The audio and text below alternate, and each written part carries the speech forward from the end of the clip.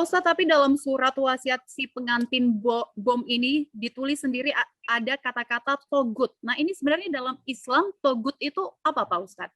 Ya, ya togut itu selain pemerintahan Islami, ya selain kekhalifahan mereka anggap togut. Maka saya bilang sama anak-anak mahasiswa saya, ibu-ibu majelis taklim saya, kalau mendengarkan dakwah yang sudah memaki-maki, sudah sering mengatakan ini togut, demokrasi haram, ini sesat, banyak bid'ah, kafir, suka mengkafirkan, sudahlah, lebih tinggalkan majelis itu, cari guru yang lain. Ya, ciri-cirinya memang begitu, togut, demokrasi haram. Nah, itu sudah ciri-ciri mengkafir-kafirkan, tidak mau menerima perbedaan pendapat. Sudah, saya bilang ibu ini salah memilih majelis, lebih baik cari majelis yang lain. Ya. Ya, lalu bagaimana tadi Pak Ustadz juga bilang kalau ada yang berdakwah mengharamkan atau mengatakan kafir. Nah, ini bisakah Pak Ustadz menghimbau masyarakat bagaimana caranya untuk melihat adanya perbedaan di masyarakat agar supaya bisa saling menghargai seperti itu? Nah, perbedaan itu bahasanya seperti ini. Allah memang menginginkan kita berbeda, sudah pasti. Dalam Al-Quran kan jelaskan kalau Allah ingin membuat seluruh dunia ini satu saja, jadi. Tapi Allah tidak mau. Untuk apa?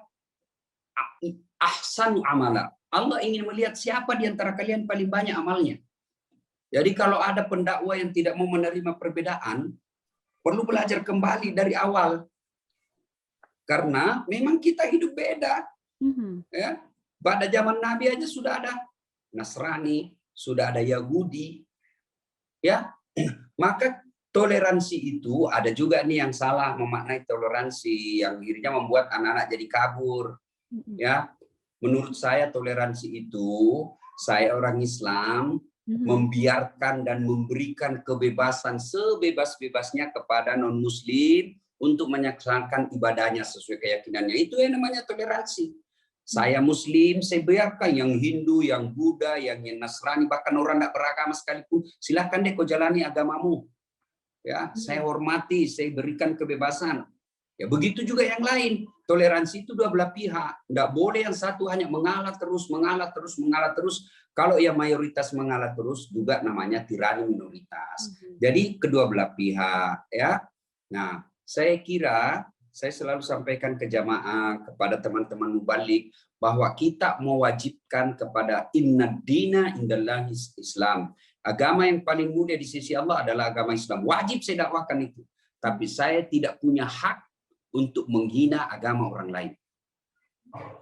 Ya? Seperti semboyan negara kita juga, yaitu memegang kata Bhinneka Tunggal Ika. Berbeda-beda tetap satu jua, seperti itu Pak Ustadz ya. Ya, berbeda-beda tetap satu. Bersatu kita teguh, bercerai kawin lagi. Ya. Pak Ustadz. Suka bercanda Pak Ustadz ini. Ya. Ya.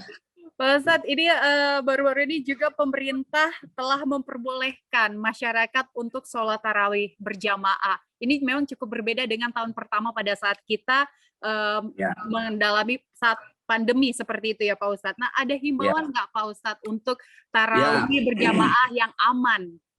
Oke. Seperti awal pembicaraan kita tadi bahwa alhamdulillah ada kelonggaran Ramadan ini sudah dibolehkan tarawih. Tapi kalau bisa tarawih selama prosesnya tetap mengikuti protap. Ya, sudah ada wudhu. Ya, jadi jangan diupayakan wudhu dari rumah. Jadi tidak usah lagi wudhu di masjid. Ya, kita takutkan sampai di masjid kita mau wudhu ternyata tidak ada sabun. Dan kita berkumur-kumur, kita khawatirkan kalau tidak ada sabun, tangan ini tadi sepanjang jalan kena kuman lalu masuk ke mulut, itu potensial untuk menularkan wabah. Jadi sebaiknya dari rumah, kemudian pakai masker, setiap ke masjid sudah menyediakan hand sanitizer atau alkohol atau sabun yang bisa mencuci tangan kita. Kemudian sampai di masjid jangan menggunakan fasilitas umum. Sejadah dalam masjid itu, karpet dalam masjid buka, karena itu sangat potensial ketika sujud bernapas. Nah, napas itu meninggalkan jejak, datang lagi saudara kita yang lain sujud di tempat yang sama, maka itu sangat potensial. Maka karpet masjid buka. Kemudian kalau bisa ceramah jangan terlalu lama. Ceramah maksimal 15 menit. Kalau bisa sih standar 10 menit saja.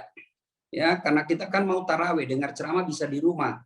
Ya, kemudian ketika sholat jamaah, Pak Imam jangan juga suka baca yang panjang-panjang. Ya, kalau bisa yang 8 rakaat saja. Karena kalau panjang dan lama itu di dalam satu masjid, apalagi kecil, sangat potensial terjadi penularan penyakit. Maka ini semua harus kita perhatikan. Karena tarawih itu hukumnya sunnah dan boleh di rumah. Ada yang sempat komplain ke saya, Ustadz, kenapa pasar dibuka, masjid ditutup? Saya bilang sebab fungsi-fungsi masjid kau boleh lakukan di rumah. Ya, tarawih boleh di rumah, ngaji boleh di rumah, sholat jamaah boleh di rumah, zikir boleh di rumah, berdoa boleh di rumah. Sementara fungsi-fungsi pasar tidak boleh kau bawa ke rumahmu.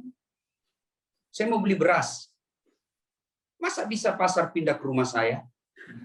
Enggak, maka tetap dibuka karena fungsi-fungsi pasar itu tidak bisa dipindah ke rumah. Maka tetap dibuka karena pasar juga itu menyangkut kebutuhan pokok kita. Nah, itu ya, jaga jarak ketika berjamaah ya seperti itu. Ya.